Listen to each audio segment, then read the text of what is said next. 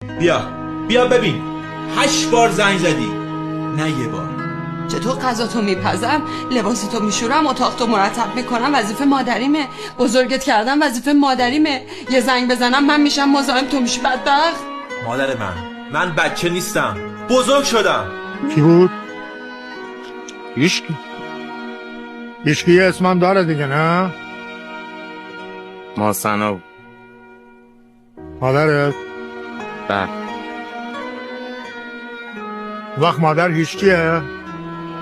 میخوام ساندویچمونو بخوریم. ساندویچ رو سرت بخوره. مادر هیچکی، مادر همه چیه. باشه من خودت اون روز باید چی گفتم؟ گفتی دایی پیش خودم بودی. مادر که تلفن کرد گوشی رو قطع کرد. نه واقعا من تلفنم جواب بدم. خواهش کنم. الو. سلام مادر جان، خوبی؟ سلامتی؟ خسته نباشی.